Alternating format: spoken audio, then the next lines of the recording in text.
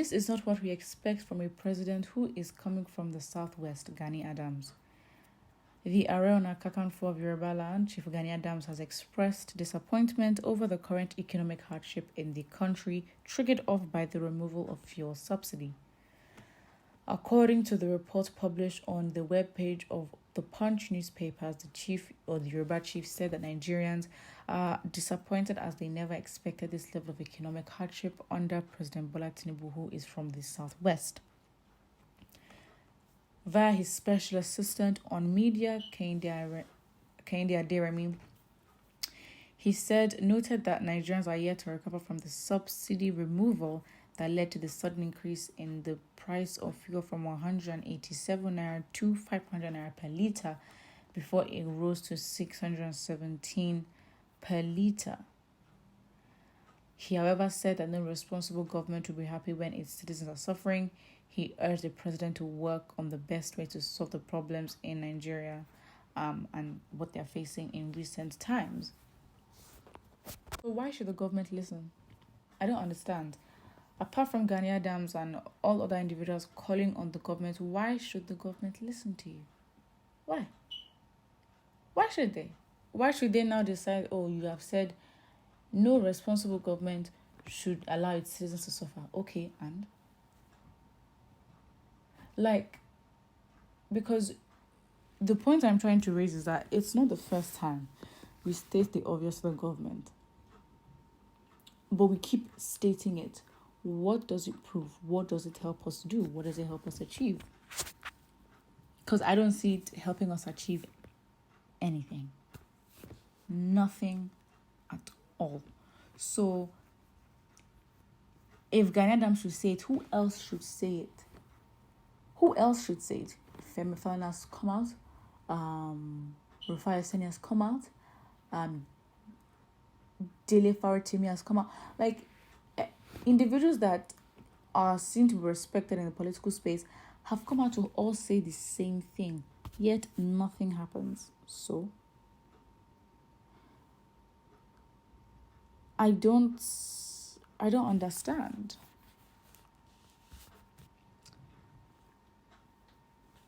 And because at the end of the day, I mean, maybe it's my assumption we should find information, but we never really know what is going on in the government. We just never really know. Because, yes, they can say Nigerians borrowed this much. This amount is given for this amount, for this project. We don't know how much funds are siphoned. We don't know how much funds are diverted. The issue of oil theft is a great, big issue as well that everyone just happens to ignore and have been ignoring, because for such a theft to happen, it requires organization, and at least it's not stealing sweet in a shop. Barrels and barrels of oil are being stolen. So when it comes to the country's financials, where do you even start from? Because the money to even give out subsidy, where are they getting it from? At least the money that the country has in the moment, where is it from? How can you account for it? What is it being spent on? The things they tell us are emergencies and are of importance in that moment. Are those issues ever solved? They don't look solved to me. So I struggle to understand at all. It just doesn't make sense. So first of all, with the whole suffering going on, Tinubu never gave a plan. Tinubu never came out to give a manifesto. Tinubu was a meme. Tinubu was a joke. Tinubu basically was content for creators online. So for someone who did not give a toss to speak to the citizens, for someone who wasn't even as active, I mean, other presidential aspirants, there were meetings where they all had to converge. Tinubu was missing. Apart from Tinubu telling Nigerians that he believed it was his turn to be president, what else did he give Nigerians? Little talks here and there that turned into memes, that turned into a joke. And that is the thing. When it's I think it's a sign, because if you look at the case of Donald Trump, and not that I'm ever trying to compare the two, but with Donald Trump, it was a joke. Everyone thought, oh my days, haha, sure, president, yeah. And look at Tinubu, the same thing. So it's like, first of all, we don't know what we're doing. Even if we were to complain and say we are suffering like this, what basis do we have as Nigerians to go off of? Right?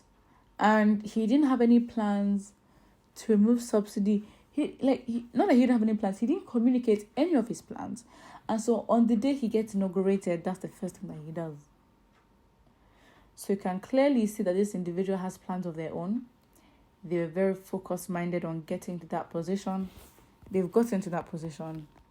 Now, they do what they want. So where do we go from here? Truly, where do you go from here? So again, what is happening now is basically no surprise. It's no surprise. It's just the intensity and what we're used to, and the drastic effect of the living standard is just shocking, and, means that Nigerians just have to adapt. Well, not adapt, accept. Accept in defeat.